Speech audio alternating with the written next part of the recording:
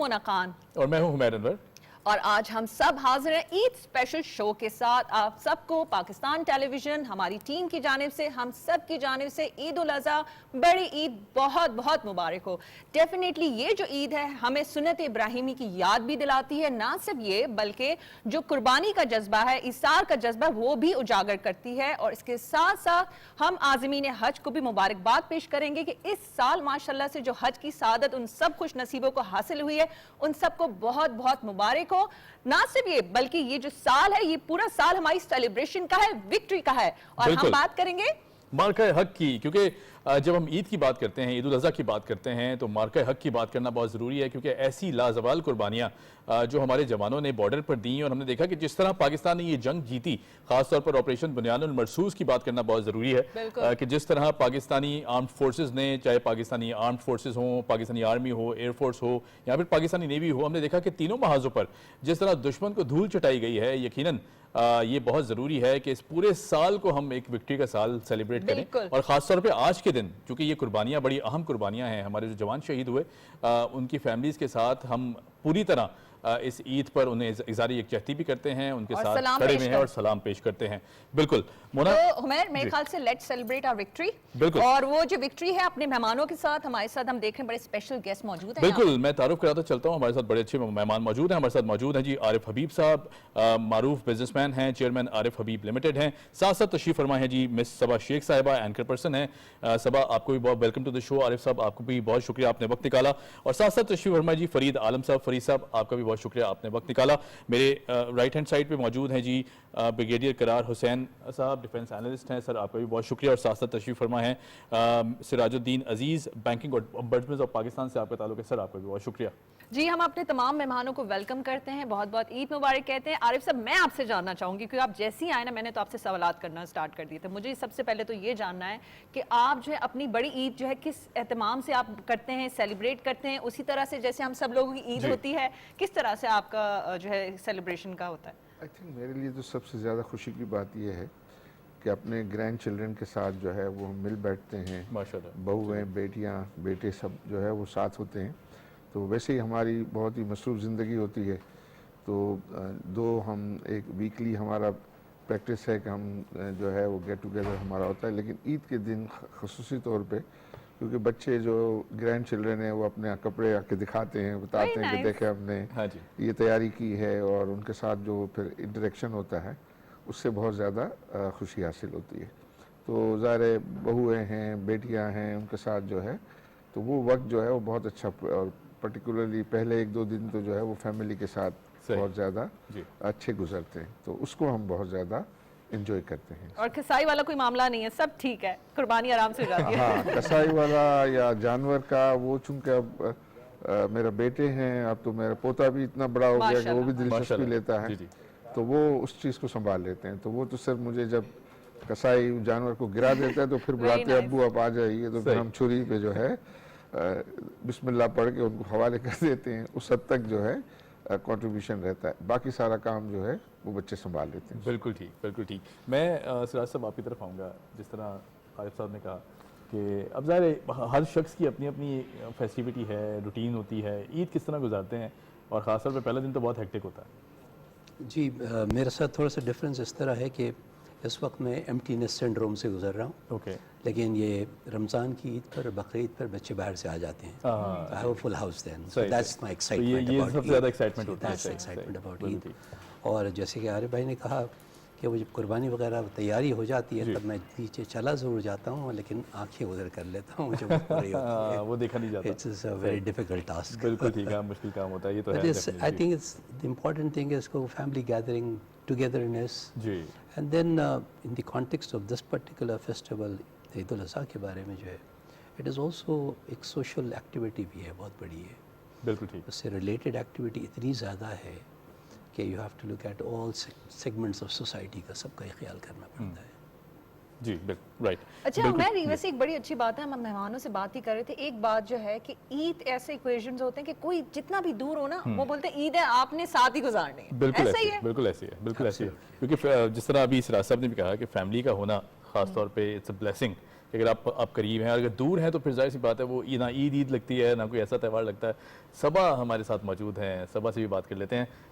कुछ पूछना चाहेंगी आप? भाई मेरे तो बहुत ज्यादा सवालात हैं, अब डेफिनेटली इसीलिए पहले तो ईद के हवाले से आपने मुझे बताना, हाँ। लेकिन मैं एक सवाल बड़े सोच के आ रही थी जब मैं हाँ। स्टूडियो आ रही थी, मैंने कहा Right. मैं पूछूंगी कि हाँ। सबा से कि सबा किचन का डिपार्टमेंट बड़ा फोकस्ड होता है खवातीन का, तो क्या सबा- क्या आप कुकिंग कर सबा को लेती मैं पुराना हैं? जानता हूँ, सबा कुकिंग नहीं करती। इसलिए मैंने ये सवाल किया। देखिए उमैर ने इसका जवाब दे दिया, नहीं कुकिंग का डिपार्टमेंट जो है वो बिल्कुल भी मेरा नहीं है और मुझे कुकिंग नहीं आती, ये सारी चीज़ें अम्मी ही करती हैं। हाँ ये ज़रूर है कि जब से अब मैं पर्टिकुलर मॉर्निंग शोज़ कर रही हूँ तो अब मैंने जो है कुछ रेसिपीज़ जो है वो सीखी है, अच्छा। ताकि मेरे व्यूवर्स को जो है वो थोड़ा सा आसानी हो जाए और मैं भी उनको कुछ चीज़ें बता सकूँ। तो अब मॉर्निंग शो की वजह से जो है वो कुछ चीज़ें मैं Very अब nice. किचन की सीख रही हूँ। यस, अच्छा, मेरे मॉर्निंग शो में तो ऐसा नहीं होता था। उसमें हम जो है वो रेसिपीज़ थोड़ा सा सोशल अच्छा, मीडिया ये से भी दिखा बता देते दे, हैं। सीखा क्या है? सीखा क्या है? ये भी बता दे, शेयर कर ले हमारे व्यूअर्स के साथ। मैंने कुछ इस तरह की चीज़ें सीखी है कि जी आपने हांडी कैसे बनानी है या फिर आपने बिरयानी कैसे बनानी है और बिरयानी को आपने जो है वो किस तरह से दम देना है कि वो बहुत ज़्यादा ओवर कुक्ड भी नहीं हो जाए और वो कच्ची भी नहीं रह जाए।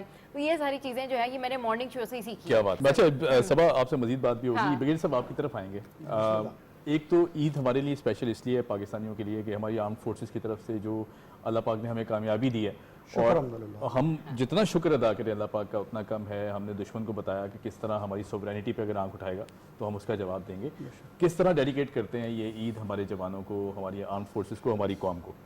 देखें, ईद तो अल्लाह ताला के फजल करम से और हमारी मुसल्लह अफवाज की बहादुरी, एफिशिएंसी और दीदा दिलेरी से कौम मना रही है। बिल्कुल, और ये ईद 10 मई को शुरू हो गई थी क्या बात है, क्या बात है। जी जी। और अभी तक मना रही जी। है। अच्छा, डेली कुछ ना कुछ ऐसा इंकशाफ होता है कि हमारी ईद और बेहतर हो जाती है। बिल्कुल ऐसी है। मिसाल के तौर पे इंडियन वो उनके चीफ ऑफ जनरल स्टाफ का जो ब्लूमबर्ग को इंटरव्यू था, उसने एतराफ़ कर लिया उन्होंने। मतलब इससे बड़ी ईद क्या होती है? बिल्कुल इससे बड़ी क्या मतलब होती वो एक एंकर उसे बार बार पूछ रही है आपके जहाज गिरे हैं, जहाज गिरे हैं, और वो पहले तो उसको टरखा रहा है। सर नंबर नहीं बताया उन्होंने। नंबर नहीं था, पहले तो घबराया हुए थे वो। हाँ, वो जनरल फोर स्टार जनरल है उनका, लेकिन घबराए पहले नहीं तो जो है ना मौसूफ टरखा रहे हैं और फिर कहती है बात नहीं कि जहाज गिरे हैं, हम तो कह रहे हैं कि क्यों गिरे क्यों गिरे हैं? ठीक है ना? सही। तो जो ऐसे छोटे छोटे इंटरव्यूज आ रहे हैं, इंटरनेशनल मीडिया के आ रहे हैं, इंडियन जर्नल्स के आ रहे हैं, इवन के उनके अपनी जो बीजेपी के लीडर्स के आ रहे हैं, छुपा नहीं पा रहे वो। छुपा नहीं पा रहे जी। हैं, तो उससे हमारी ईद हो रही है। बिल्कुल सही। उसकी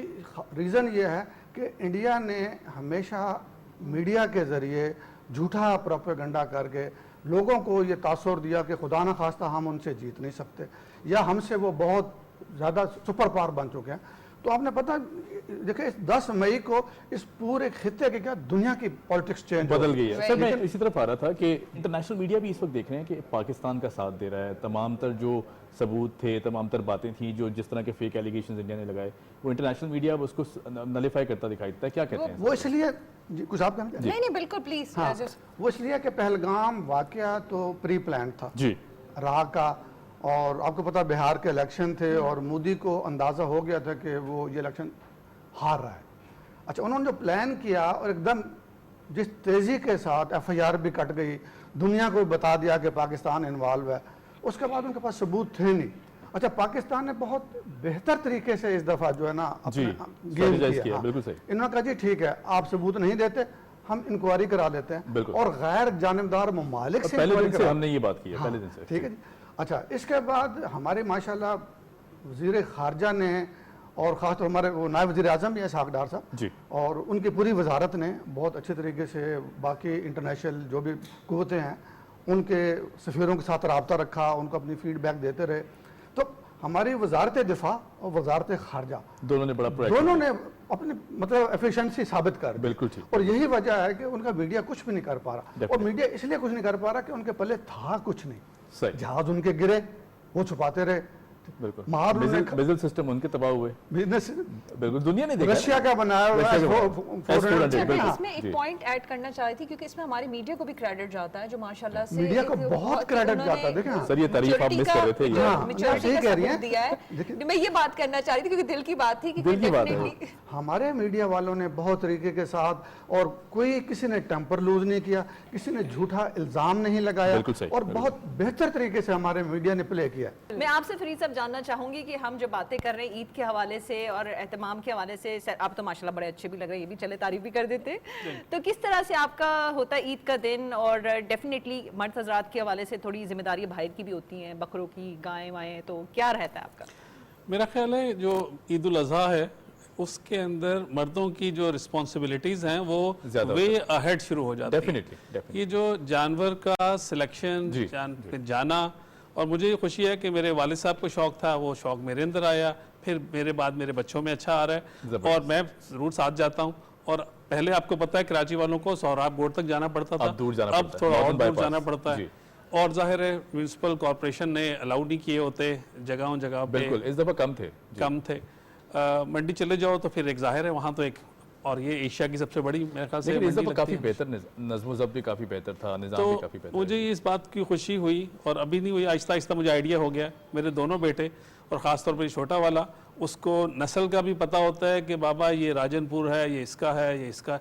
अच्छा, क्योंकि हम लोग पहले तो ज़्यादा बकरे करते थे, लेकिन मैं अपने पेरेंट्स से आर्ग्यू करता था कि बैल या गाय ज़रूर करनी है, और मेरी अम्मी भी कहती थी कि तुम जो खाते हो वो करो। मतलब she had her own issues के समेटना मुश्किल होता है बोल का और गाय का। यही बात मेरे बेटे में आई। अब वो मतलब उसका इस दफ़ा हिफ्स पूरा हुआ तो उसने कहा मुझे मुझे जो इसका जो रिवॉर्ड है वो आपने मुझे 10-15 दिन पहले बोल दे के आना, और लेना वो है जिसपे मैं हाथ रखूंगा। तो खैर जाहिर है उसका इतना बड़ा काम था तो हमने किया।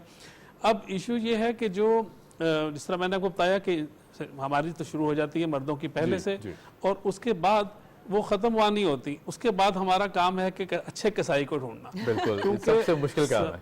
जो ईद के दिन पे जो सारे मेकशिफ्ट अरेंजमेंट्स कर रहे होते हैं, और अच्छा जो प्रोफेशनल कसाई है वो फर्स्ट डे तो आता नहीं, सेकंड या थर्ड। उसके रेट भी हाई हो जाते होंगे नहीं? ऐसे है, बहुत हाई, बहुत हाई ब्लैकमेल करते हैं बकायदा आपको। हाँ जी, वो तो एक पूरी कहानी चलती है।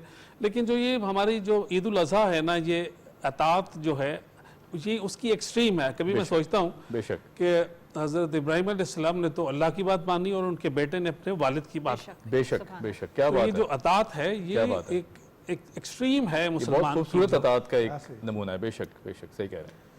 तो ये चीज़ें हैं। और अब इसका जो बकरा ईद है हमारी, इसके अंदर ये जो नस्ल दर नस्ल, इस तरह मुझे खुशी है कि मैंने जो सीखा वो आगे पहुंचाया और बच्चों ने उसको अडॉप्ट किया। द लेगेसी जो माशाल्लाह ये हम अपने बच्चों को दे रहे हैं, ये जो हम बात कर रहे हैं कुर्बानी की, इसार की, अल्लाह ताला ऐसे ही रखे। बिल्कुल जी, आमीन आमीन। मैं क्योंकि मोना हम बात कर रहे हैं जज्बा इसार कुर्बानी की, और फिर उसके बाद खुशी का भी बहुत मौका है, और इस चीज़ पे तो खुशियाँ दोबाला हैं, क्योंकि जिस तरह हमने ये पूरा देखा कि पिछले कुछ 20-25 दिन हमारे गुजरे हैं पाकिस्तान के, यकीन बहुत मुश्किल टाइम था। आरिफ साहब आपकी तरफ आऊँगा। You are a very sane voice of Pakistan. आप कहते हैं, जो बात करते हैं वो बहुत अहमियत भी रखती है। मार्का हक को अगर डिस्कस कर लें थोड़ा सा, क्योंकि फ़ौजी जवान हैं इस वक्त भी हाई अलर्ट है, बॉर्डर्स पर तैनात हैं, अपनी फैमिली से दूर हैं, ईद वहीं सेलिब्रेट कर रहे हैं। मार्का हक को डिस्कस करें, किस तरह देखते हैं इस पूरे इंसिडेंट में पाकिस्तान को जो अल्लाह पाक ने एक एज दिया दुनिया में। पाकिस्तान का जो सॉफ्ट इमेज था वो हम हमेशा कहते थे कि we are peace loving nation, लेकिन दुनिया मानती नहीं थी।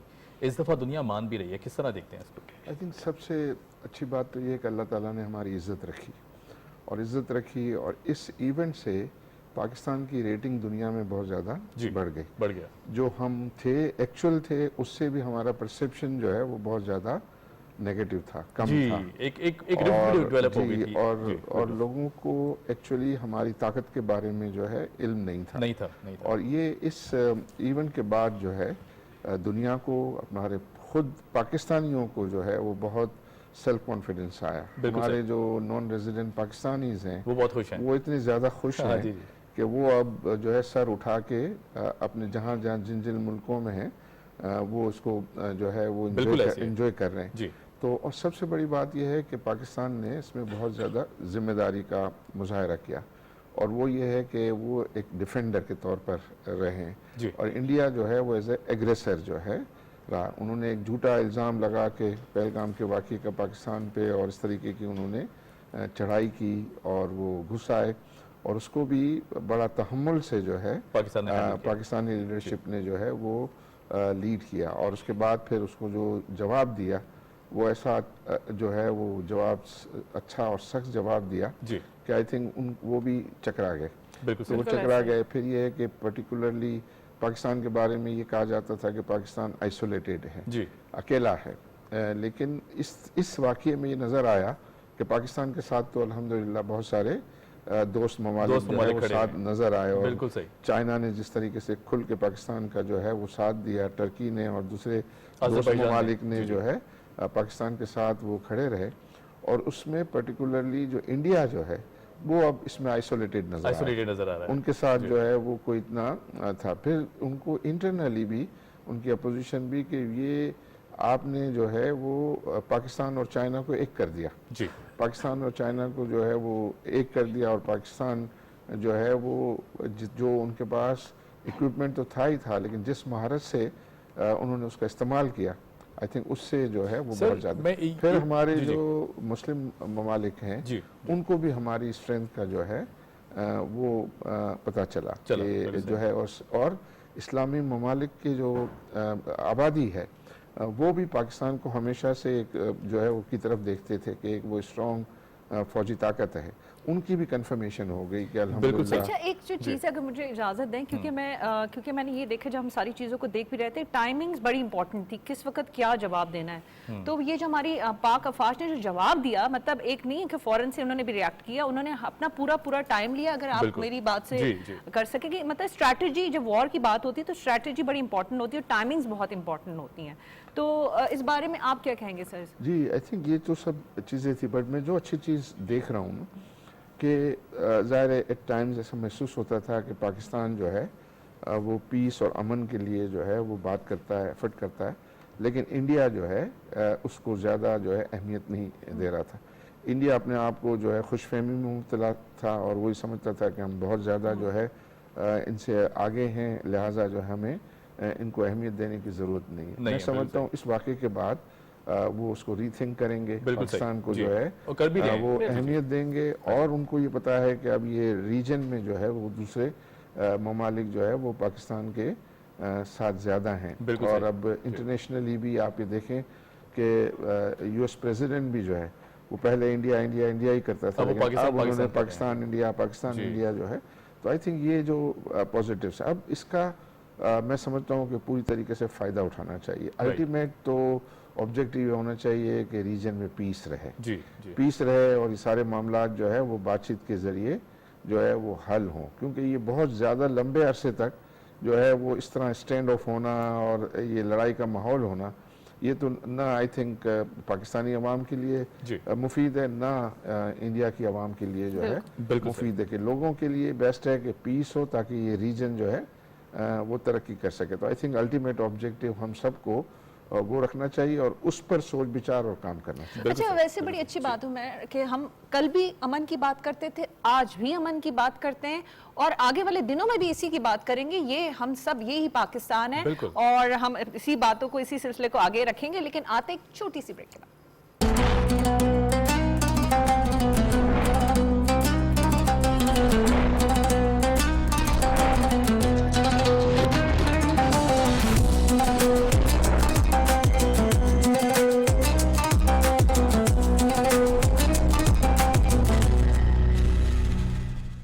Welcome back after the break. Eid का मौका है, खुशियाँ सेलिब्रेट कर रहे हैं, मेहमान बहुत ज़्यादा मौजूद हैं हमारे पास, बहुत अच्छी अच्छी पर्सनैलिटीज़ मौजूद हैं। सिराज साहब, आपसे अगर गुफ्तगू सिलसिला आगे बढ़ाया जाए, हम चूँकि ये ईद दोबाला हुई, जिस तरह सर ने भी कहा, आरिफ साहब ने भी कहा, फरीद भाई ने भी कहा कि ये खुशियाँ दोबाला इसलिए भी हुई हैं क्योंकि जिस तरह पाकिस्तानी आर्म फोर्सेस ने रिएक्ट किया, जिस तरह जवाब दिया गया इंडिया को, और पहली बार हम देखते हैं कि जिस तरह स्ट्रेटजी अपनाई गई है, बहुत ज़बरदस्त अंदाज से, दुश्मन के पास कोई रास्ता नहीं था, उसने अपनी हार तस्लीम की है, छुपाने के बावजूद नहीं छुपा पा रहा अपनी हार को। किस तरह देखते हैं इस पूरे मार्केट? इसके देखिए, मेरी नज़र में तो बड़े मल्टी डायमेंशनल एस्पेक्ट्स हैं इसके। सबसे पहला एस्पेक्ट ये है कि पाकिस्तान के अंदर मौजूद जो रेस्ट्रेंट है वो हमने दुनिया को दिखा दिया है कि हमारे अंदर वो कैपेसिटी है कि हम स्ट्राइक बैक कर सकते थे, लेकिन हम नहीं कर रहे हैं। हम इंगेज रहना चाहते हैं, स्ट्राइक बैक नहीं करना चाहते। बिल्कुल सही। एंड मैं समझता हूँ कि इंडियंस ने थोड़ा सा मिसरीड किया। अगर आप इसकी टाइमिंग देखें ना, timing was so well orchestrated by India कि उनका जो नायब सदर था अमेरिका का उस वक्त इंडियन सॉइल पे था जी बिल्कुल उस वक्त उन्होंने पहलगाम वाला इंसिडेंट किया। वाइस प्रेसिडेंट जो थे उन्होंने टोटली डिस्टेंस कर लिया अपने आप को, कोई साथ नहीं दिया उन्हें हिंदुस्तान का, और कहा ये आप लोगों का मामला, हम कुछ नहीं बोलना इसमें, राइट। दूसरी तरफ एक चीज़ और अहम हो रही थी, वो बीजिंग में हो रही थी, जहाँ हमारे नायब वज़ीर आज़म और अफ़गानिस्तान के फॉरेन मिनिस्टर एंगेज थे चाइनीज़ के साथ। अब क्या हुआ, उसका नतीजा ये है कि we have enhance the diplomatic level engagement with Afghanistan to the level of ambassador now. This is very critically important, इसलिए कि हमारी मईशत के लिए अफ़गानिस्तान का पीसफुल होना बहुत ज़रूरी है, राइट। दूसरी एक जो पहलू है इस पर वो ये है कि इंडियंस ने थोड़ा सा आई थिंक एस्टिमेशन में गलती कर गए। जी जी। उनको ये था कि ये पॉलिटिकल स्क्वाबल जो पाकिस्तान में चल रही है तो ये इंटरनली शायद वीक है, this is the right time to attack. बिल्कुल सही। मिसरीड कर गए, टोटली मिसरीड कर गए, और the ferocity of response sir हमारी उससे तो घबरा गए। हमारी हिस्ट्री तो सामने थी ना उनकी, 71 में क्या हुआ जिस तरह कौम ने साथ दिया, 65 में क्या हुआ, ये एक्सपेक्ट नहीं कर रहे थे, मिसरीड कर गए सारी, ये एक्सपेक्ट नहीं कर रहे थे रिस्पांस को, the ferocity of response that you see Indians got totally flustered जब हुए ना वो, जब आपने उनकी बत्तियां बुझा दी। बिल्कुल बिल्कुल, डार्क आउट ब्लैक आउट कर दिया, बिल्कुल। If you can do that then that's when they pleaded अच्छा अब वो कह रहे हैं कि पाकिस्तान ने सीज़फायर मांगा था, मांगा तो आपने था सबसे पहले सीज़फायर, आपने मांगा है, बड़े शॉर्ट स्पैन के अंदर ये सीज़फायर हुआ है। और ये जो ब्रिगेडियर साहब तस्करा कर रहे थे, इंटरव्यू मैंने भी देखा था वो जनरल साहब का, फिर अनिल चौहान जो उनके डीजी ऑपरेशन है इंडियन एयरफोर्स के, दोनों एक ही बात करते रहे कि जी जहाज गिरे, लेकिन आपको क्या दिलचस्पी है नंबर में, आप ये देखिए हम करने क्या गए थे, हम करने क्या गए थे। तो मेरा उसको जवाब ये होता है, आप करने गए थे मस्जिद को शहीद करने गए थे, आप सिविलियंस को मारने के लिए गए थे, बच्चों को मार्टेडम देने के लिए आप गए थे कि उनको भी शहीद किया, इन्फेंट्स को भी, इसलिए आए थे वो लोग। सो इस पर जो है ना टोटल आइसोलेशन में है न्यू दिल्ली। सर ये इसी से मैं एक सवाल करना चाहूँगा, जो हमने देखा कि इंडिया उसी टाइम से फ्यूरियस दिखाई देता है, वैसे तो एक बहुत लंबी तारीख है इसके पीछे भी, हम देखते हैं हमेशा ही उसने पाकिस्तान का बुरा सोचा, लेकिन जब से सी पैक पाकिस्तान को मिला है हमने देखा है कि ये एक्टिविटीज़ ज़्यादा बढ़ गई हैं। कुलभूषण यादव का केस आपके सामने है, ख़ासतौर पे बलूचिस्तान में उसने इस तरह की इंसर्जेंसी करने की कोशिश की, फिर उसके बाद जो दीगर जिन कैंपेन्स का आप जिक्र कर रहे हैं कि पॉलिटिकल रिफ्ट डेवलप करने की कोशिश की थ्रू सोशल मीडिया कैंपेन्स, बहुत सारी चीज़ें हैं जिसके पीछे उसका हाथ है। जो है बहुत बड़ी रुकावट है इंडियन रीजनल हेजेमनी के लिए, ज़बरदस्त, बिल्कुल ठीक, राइट। तो वो चाइनीज़ की जो वो बेल्ट एंड रोड इनिशिएटिव को जो देख रहे हैं ना, उससे उनको अंदाजा हो रहा है कि ये तो चारों तरफ से घेरे गए हैं, और उनके पास नॉर्थ ईस्ट इंडिया में जो इस वक्त क्राइसिस चल रहा है, अरुणाचल प्रदेश हुआ, असम हुआ, मिजोरम हुआ, नागालैंड हुआ, तमिलनाडु हो गया, नीचे साउथ में तमिलनाडु। आप देखेंगे मीडिया को, अगर आप देखें ना मीडिया का रिस्पॉन्स, आप लोग बात कर रहे थे, आई थिंक जो सेंसिबली बिहेवियर हमारे मीडिया ने किया ना, बिल्कुल सर, बिल्कुल, the response was so articulate yet not emotional, definitely, ये सबसे बड़ी बात थी। अच्छा, जो इंडियन मीडिया है आप उसको डिवाइड कर सकते हैं between north Indian media and south Indian media. South Indian media was totally distanced, बिल्कुल, they were not concerned as if there is war, they were least bothered, they were least bothered. Definitely. It was the North Indian media which was going offensive totally. तो मैं सोचता हूँ कि वहाँ पे बहुत बड़ी तब्दीली हमारे अंदर पूरी दुनिया ने देखी, उससे हमारी इज्जत में इजाफा हुआ है। बिल्कुल ऐसे सर। आई थिंक बहुत इसके पहलू निकलते आएंगे, जैसे कि ब्रिगेडियर साहब कह रहे थे रोज एक नई निकलती है, उसके जरिए रोज एक नई जीत नए इंकशाफात होते रहते हैं। क्या बात है, क्या बात है, बिल्कुल सही। Response was amazing, I think. Right sir, right sir, बिल्कुल ऐसा ही है, और डेफिनेटली यही बात हो रही है कि इस मौके पे भी हमें याद है, हमें अपनी फोर्सेस की कुर्बानियों का, और जो अभी भी डेफिनेटली आपने एक बात कही थी कि अभी भी इस वक्त भी वो अपनी सरहदों पे बॉर्डर से मौजूद हैं, तो ये हमारे लिए मोना ये बहुत मुश्किल काम है, ये बहुत मुश्किल काम है। एवरी सेकंड अगर आप देखें ना, जो वजीर आजम है हमारे पड़ोसी मुल्क के, हर दूसरे दिन वो ऐलान कर रहे हैं पब्लिकली कि जंग खत्म नहीं हुई, जंग जारी है। जी जी जी। और जबकि हम कह रहे हैं we are ready for peace, we are ready for peace. हम पहले भी ये कह रहे थे, वो माना नहीं, फिर हमने उसको बताया कि वी रेडी फॉर पीस। नहीं, वो कहते हैं ना सोए हुए शेर को जगाना नहीं चाहिए, गलत हो गया। बिल्कुल। फिर जो है बकरे की शामत आ गई, और वाकई आज बकरे की शामत आ चुकी है क्योंकि बड़ी ईद है।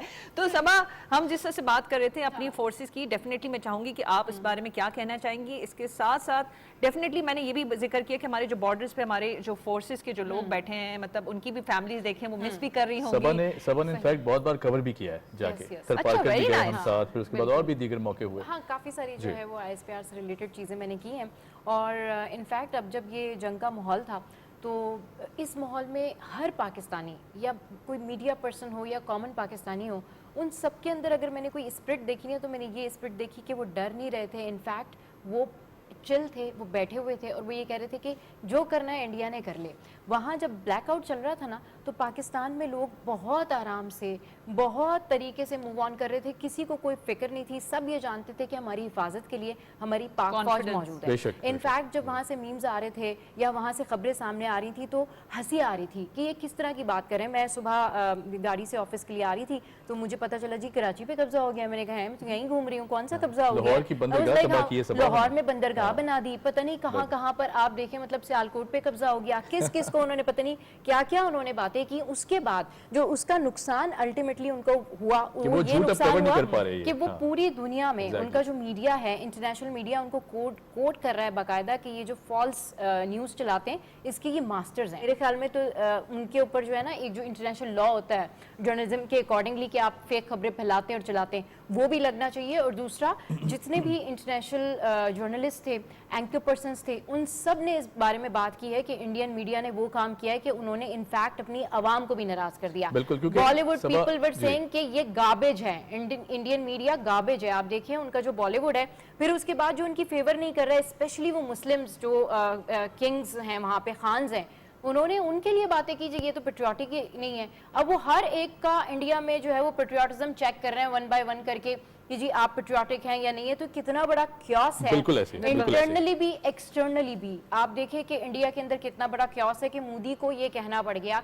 कि जी पाकिस्तानी आवाम जो है अब वो मेरी गोली उनके लिए है। तो इन्हें पाकिस्तानी आवाम से भी वो इतना, वैसे मुझे लग रहा है सबा ने सही मॉनिटर ये सारे सबा तो कवर करती थी ना इंडियन मीडिया को। ये सारे you know we were also awake, हम तकरीबन 24-25 घंटे तक जागते रहे। अच्छा, मजे की बात क्या है सबा? फजर का टाइम, वो फजर का time, you know that was thrilling कि you know we are going to do that. और हम दुनिया के सामने बता के अजान के बाद जिस तरीके से हमने मोदी को बता दिया कि जो उसकी गोली थी ना वो हमारे बॉर्डर तक भी नहीं पहुंची।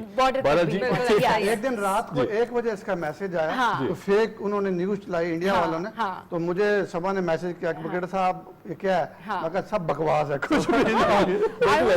क्योंकि हम एक एक चीज, मैं तो ये इंटरनेशनल मीडिया भी देख रही थी और यूट्यूब पे हम उनके चैनल भी देख रहे थे। You know that was, I was like कि ये क्या चला रहे हैं। और यहाँ तो ऐसा कुछ भी नहीं है। यहाँ आवाम जो है उनके जो ड्रोन गिर रहे थे ना, वो उनके साथ वो क्या कर रहे थे, हाल खेल रहे थे वहाँ पे, वो बैठे हुए थे, करना क्या है। हमने बकायदा अच्छा मुझे कॉल आई थी, हम उस कॉल के हवाले से जानना चाहेंगे कि डेफिनेटली ऐसी तो बहुत सारी कॉल्स आपके पास आई होंगी। देखें कॉल इतने मैसेज तो किया था, मतलब कि लोग फेक न्यूज़ चली, बाहर मैं जहाँ से गुजरता था ना तो मुझे लोग घेर लेते थे। और लोगों ने मुझे 7 मई की शाम को घेरना शुरू कर दिया। बल्कि एक दो मेरा जो है ना वो सिटी 21 के ऊपर पूरा वो इंटरव्यू भी चला।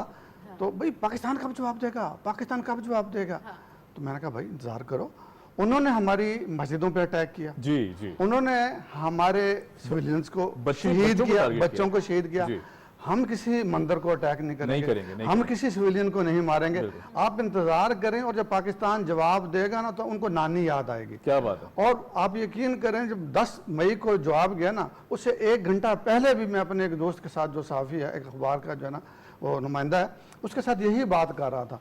और पाकिस्तान ने बड़े सोच समझ के जो टारगेट सिलेक्शन की ना, आप यकीन करें कुछ जाया नहीं किया। सर DGISPR ने जो बात की थी ना, वो हमने उसका मुंह बोलता सबूत दिया। उन्होंने कहा जी जब हम जवाब देंगे तो ये गूंज दुनिया तक जाएगी। अच्छा, मैंने कहा कुछ जाया नहीं किया। वो जाया इसलिए नहीं किया, देखें 7 तारीख को उनके तैयारे गिरे और 8 की सुबह को उन्होंने गैर इलानिया अपने तमाम तैयारे ग्राउंड कर दिए। बिल्कुल ठीक है जी। गैर इलानिया उन्होंने ग्राउंड कर दिए। पायलट कहते थे जहाज़ों में मसला है, फ्रेंच कहते थे आपके पायलट से मसला है। ठीक है जी। अब उन्होंने कहा जी व्हाट नेक्स्ट? अब यहाँ पे मुसाद आ गई। मुसाद ने जो रशियन ड्रोन थे, सारे रशियन ड्रोन थे। जी। उन्होंने फिर लाइन बना के 1 2 3 इसराइली भी थे। सॉरी इसराइली थे, मैं गलती से कह गया, वो इसराइली थे। सॉरी मेरे मुंह से ऐसे रशियन निकला, वो सारे इसराइली थे। तो मुसाद बन चुका है, मुसाद इसराइली है, तो वो मुसाद आ गए बीच में। उसके बाद उन्होंने कोई 100 के करीब जो है ड्रोन फेंके और उनमें से सिर्फ 2 ने हमारा थोड़ा बहुत नुकसान किया, बाकी को हमने हवा में उड़ा दिया। सिविलियन ने उड़ाया और बाद में इनको मिल नहीं रहे थे।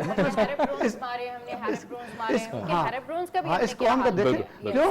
उसके बाद उनके ना पायलट में हिम्मत थी, जहाज उड़ाने के ड्रोन आए क्यों? मतलब अगला सवाल तो ये होता ना, मैं तो खुद रिटायर्ड ब्रिगेडियर हूँ, तो फिर सवाल बनता कि यार जहाज उड़ाते उड़ाते आपके पास मेघ भी हैं बड़े मजे की बात है। राफेल भी हैं। अच्छा, एक और बात ये है कि यही मीडिया था जो बड़ा चढ़ा के न्यूज दे रहा था, पर इसी मीडिया ने क्लास ली अपनी फोर्सेस की और अपने लोगों की। जी जी। बट स्टिल उनके यहाँ कुछ ऐसे एंकर पर्सन हैं जिन्होंने स्टिल अभी तक अपनी जो फेक ट्वीट्स हैं वो भी डिलीट नहीं किए हैं। मतलब आप हठधर्मी देखें आप कि जंग वो लोग हार गए, सारा कुछ उनकी रुसवाई हो रही है पूरी दुनिया में, but they stay still on that. अब वो करेंगे भी नहीं क्योंकि बेइज्जती होगी। मैं फरीद भाई आपकी तरफ आऊँ इसी चीज़ को लेके, हम ईद सेलिब्रेट कर रहे हैं और ये ईद पे दुगनी ईद समझ लें कि जिस तरह सर ने भी कहा गेडी साहब ने कि 10 मई से ही हमारी शुरू हो गई थी, और यकीनन ये बहुत बड़ा मार्का है हक। हमने नाम भी बहुत खूबसूरत दिया, ऑपरेशन को भी बड़ा प्यारा नाम दिया।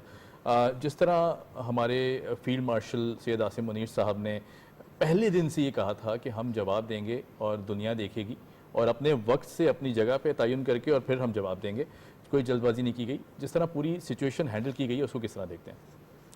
देखिए, शुरू में जो 7th और 8th जो तैयारी गिराने की तो इन्फॉर्मेशन आना शुरू हो गई थी, लेकिन जो अभी भी आपने बात की, और मैं भी सोचता हूँ कि अमन की ख्वाहिश तो पाकिस्तान की थी, है और रहेगी, लेकिन अगर इंडियंस को इस लेवल का बिफिटिंग जवाब ना मिलता, उनको फैंटी ना लगती, तो हमारी बात में वजन कम आता। अब उन्हें ये पता है कि हम सब कुछ ना सिर्फ कर सकते हैं बल्कि करके दिखा दिया। और अब हम कह रहे हैं फिर भी हम अमन चाहते हैं, तो दुनिया भी हमें सीरियसली ले रही है कि now these are the people who can do it, but still they want peace. तो इससे हमारी कद काठ बहुत बढ़ गया। तो आई थिंक आरिफ भाई ने बिल्कुल सही कहा कि हमारे जो भी पाकिस्तानी इस वक्त दुनिया में जहाँ जहाँ भी विद द अदर नेशनैलिटीज़ काम कर रहे हैं, उनको थोड़ा, मैं तो कहता हूं कि थोड़ा जमीन से 1 इंच ऊपर सर उठाना चाहिए। बिल्कुल सही, सर उठा के फखर से दिए हैं। फखर हमारी जो सुप्रीमेसी अल्लाह ने हमारी जो कायम करवाई है, अल्लाह में इसको और कायम रखे और इसको ट्रांसलेट करे, हमें इस चीज को डाइजेस्ट करने में और दूसरे शोबों में भी इसको शो करने का हमें मौका मिले। और मैं एक बात और कर रहा था कि हम लोग पाकिस्तान में एक्सपोर्ट के लिए बड़ा परेशान होते हैं, करते हैं, कोशिश करते हैं। जी जी जी। अब हमारे जो हमारी मिलिट्री इक्विपमेंट की जो सुप्रीमेसी है, और हम जो नॉन ट्रेडिशनल एक्सपोर्ट्स हैं, जो DF थंडर की हो या उस तरह के और वाले इक्विपमेंट की हो, अभी जो आइडियाज़ 2025 हुई थी तो हमें $20 बिलियन के इंटरेस्ट आए थे। बिल्कुल सही। आई थिंक इस वाले सारी एपिसोड के बाद जो अब में अल्लाह ने ये मौका दे दिया है, तो ये $20 बिलियन इन अ ईयर और 2 year 3 year time does not look really distant. हमें तो एक्सपोर्ट्स में कहाँ हम बिल्कुल ही प्रिमिटिव चीज़ें, गारमेंट्स और वगैरह भेज रहे हैं, और कहाँ हम एकदम JF थंडर और उस तरह की बातें कर रहे हैं। तो मेरे ख्याल से हम लोग एज ए नेशन बहुत ऊपर चले गए, और इंशाल्लाह अल्लाह मियां हमारे इस वाले। सर चूंकि वक्त की हमारे से कमी है, बिजनेस कम्युनिटी ने बड़ी खूबसूरती से का मैसेजेस भी दिए कि हम अपनी आर्म फोर्सेस के साथ हैं। हमने देखा कि एक बहुत ज़्यादा एनर्जी दिखाई दी बिजनेस कम्युनिटी में भी। उसको किस तरह देखते हैं, being one of the very prominent businessman of Pakistan? ज़रा इस पर भी रोशनी डालिएगा और फिर उसके बाद क्विकली हम आपसे एक मैसेज भी लेंगे। नहीं, आई थिंक बिजनेस कम्युनिटी ही नहीं बल्कि पूरी कौम जो है वो तो पाकिस्तान के लिए सब कुछ कुर्बान है। बेशक सब कुछ कुर्बान है, और बिजनेस कम्युनिटी को ये समझा जाता है कि उनका फाइनेंशियल स्टेक ज़्यादा होता है, उनमें दिल नहीं होता, लेकिन उसमें बहुत ज़्यादा ऐसे मौके पर जो है वो फिर हिसाब नहीं करते। वो हिसाब नहीं करते, वो कहते हैं जो कुछ है वो हमारे मुल्क का है और वो मुल्क के लिए हाजिर है। तो उस सूरत में एक ही प्रायोरिटी होती है कि भाई हमारे अपने मुल्क का जो है वो डिफेंस प्रायोरिटी नंबर 1 है। सही। और इसमें चूंकि जो सिलसिला हुआ है कि हम एज ए जो है वो डिफेंडर रहे, हमने अपने आप को प्रेजेंट किया दुनिया में, तो ये आई थिंक मुझे तो वो सबसे बड़ी कामयाबी वो नज़र आती है। सही। वो नज़र आती है कि हम जो है हमारी सलाहियत होते हुए भी हमने जो है वो बहुत अपने आप को जो है सब्र से काम लिया, और जो फिर रिस्पॉन्ड किया तो हमने बहुत भरपूर जो है वो रिस्पॉन्ड किया। तो जहाँ तक कि बिज़नेस कम्युनिटी है वो बिल्कुल हमारी हुकूमत के साथ, हमारी फ़ौज के साथ जो है वो खड़ी है, और जो भी उनकी जो जिस किस्म की भी कुर्बानियाँ जो है वो मुल्क मांगेगा वो सब हाजिर, वो सब देंगे। सर चूँकि पूरा मुल्क देख रहा है, और उसके बाद हम देखते हैं कि बॉर्डर पे ख़ास तौर पे तैनात वो जवान जो इस वक्त भी हम बात कर रहे हैं तो वहाँ मौजूद हैं अपनी ड्यूटी पर और बिल्कुल हाई अलर्ट है, उनको क्या पैगाम देना चाहेंगे और पूरी कौम को क्या मैसेज देंगे आज? आई थिंक वो तो उनका हीरोइक काम है जो काम कर रहे हैं, और अक्सर जो आम जुमले कहे जाते हैं कि भाई हम आप जो जागते हैं, हम आराम से सोते हैं आपके जागने की वजह से और आपके जो है अलर्ट रहने की वजह से। तो जो आप ये मुल्क के लिए और कौम के लिए जो है वो काम कर रहे हैं, उसके लिए पूरी कौम एहसानमंद है। और उनके लिए जो है ज़ाहिर सबसे बड़ी जो मुसलमान के लिए जो है वो तो शहादत सबसे बड़ी जो है सादत है उनके लिए। बेशक, बेशक। वो तो जो है हर शख्स जो है मुसलमान जो है वो शहादत को मांगता है। बेशक। तो जो है वो दूसरे अभी और जो ममालिक हैं उसमें इतनी शहादत की इतनी ज़्यादा तड़प नहीं होती। तो जब आप कोई अगर मरने से ही न डरे तो आप उसको कैसे हरा सकते हैं? क्या बात है। तो वो अल्लाह के फजल से ये जो हमारा कल्चर है और जो हमारी ये तालीम है, इसकी वजह से ही देखें ना हमने पाकिस्तान भी बनाया, तो इसी के ज़ोर पे जो है वो हमने बनाया है। तो इंशाअल्लाह जो है वो हम सब कौम जो है वो हमारे जवानों के साथ हैं। जवान जो है वो हमारी कौम को और पाकिस्तान को जो है वो लुक आफ्टर करने में जो है वो पेश हैं। और इंशाअल्लाह ये जो हम बाज़ औक़ात ये देखते थे कि ये पॉलिटिकल डिफरेंसेस जो हैं उससे पाकिस्तान बहुत वीक नज़र आता था। तो जब भी अगर ऐसा जो है वो वक्त आया तो उस वक्त ये है कि पाकिस्तानी कौम ने बताया कि सब हम जो है वो एक हैं। तो मैं इससे इस सारी पॉजिटिव से मैं ये चाहूँगा कि हम मुल्क के अंदर भी जो है वो पॉलिटिकल स्टेबिलिटी की दुआ करें और उसमें बेहतरी के लिए कोशिश हों, और हम रीजन में भी जो है वो पीस के लिए और बेहतरी के लिए जो है कोशिश हों इंशाल्लाह। Definitely sir. सिराज साहब, टाइम का थोड़ा शॉर्ट है, मैं एक मैसेज आपसे लेना चाहूँगा। पूरी कौम देख रही है आपको, क्या पैगाम देना चाहेंगे आज के दिन? मेरा ख्याल है उनके जज्बे के लिए एक ही चीज़ कह सकता हूँ कि पूरी कौम का दुआओं का हिसार उनके अतराफ़ है, पूरी सरहद पे है। इंशाल्लाह नुसरत होगी हमारी। इंशाल्लाह। Very precise and very beautiful माशाल्लाह। सबा, पैगाम देना चाहेंगी? बिल्कुल, मैं यही पैगाम देना चाहूँगी कि जिस तरीके से हमारी पाक फ़ौज ने इस दफ़ा ये जंग में इंडिया को जवाब दिया है, तो ऑब्वियसली वो इसको मिसकैलकुलेट कर रहे थे, लेकिन अब दोबारा भी वो ज़रूर इस तरह की हरकत करने की कोशिश करेंगे, क्योंकि उनको शायद ये समझ आ गई है कि उनके अपने मुल्क में अब जो क्योस क्रिएट हुआ है, तो उनको अपनी फेस सेविंग के लिए कुछ तो करना है। तो अगर वो दोबारा भी ऐसी कुछ हरकत करेंगे तो we are ready for it, और हम जवाब देने के लिए पूरी तरह तैयार हैं। और वही बात DGISPR वाली कि जब पाकिस्तान जवाब देता है पूरी दुनिया देखती है। क्या बात जी जी। मुना, आप कुछ पूछना चाहेंगी सर से? अच्छा नहीं, एक्चुअली इतनी अच्छी बातें मैं सुन रही थी, I was totally lost actually, कि मैं यहाँ पे मौजूद हूँ। एक्चुअली क्या है फरीद साहब, क्योंकि माशाल्लाह से इतने अच्छे पैगाम दिए हैं, और टू बी वेरी ऑनेस्ट वो जो 10th मई वाली आपने बात बोली है वो बहुत ज़बरदस्त बोली है, लेकिन इस मुनासबत से, इस इवेंट की तवज्जो से आप क्या पैगाम देना चाहेंगे? देखिए, मुझे लगता है कि 10 मई के बाद जो पाकिस्तान है वो एक चेंज हो गया है। तो हमें as a Pakistani we have to believe in ourselves and in our country, और हम बेस्ट जो अपना दे सकते हैं वो दें। दुनिया हमें देख रही है। क्या बात है, क्या बात है। सर ब्रिगेडियर साहब, हमारा खून भी शामिल है तज़ईने गुलिस्तां में, हमारा खून भी शामिल है तज़ईने गुलिस्तां में, हमें भी याद कर लेना चमन में जब बहार आए। क्या बात है। तो मैं शहदा की फैमिली को सलाम करूंगा, बेशक, और मैं उनके हजूर एक हल्की सी आज़ाना दुआ करूंगा कि आपके अहले खाना ने जो कुर्बानी दी है वो तो चले गए हैं जन्नत के आला मकाम पे, ठीक है ना।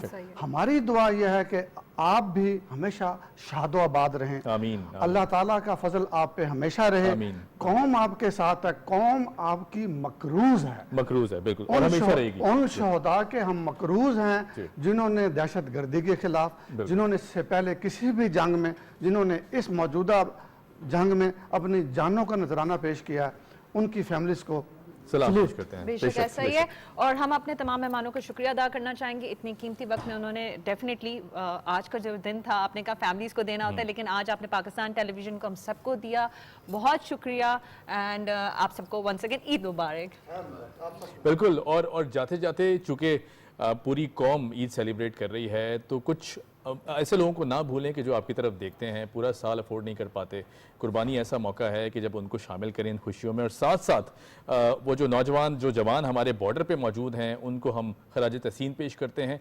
उनकी फैमिलीज़ उनसे दूर हैं, लेकिन हम सब उनके करीब हैं, उनके दिलों के बहुत करीब हैं। और जब जब वो हमें एक आवाज़ देंगे, इस साथ को हमेशा कौम उनके साथ खड़ी हुई है, सीसा पिलाई दीवार की तरह खड़ी है। और इस पूरी सिचुएशन में हम ईद मुबारक विश करते हैं अपने उन जवानों को, पूरी कौम को, और इसके साथ साथ पाकिस्तान जिंदाबाद।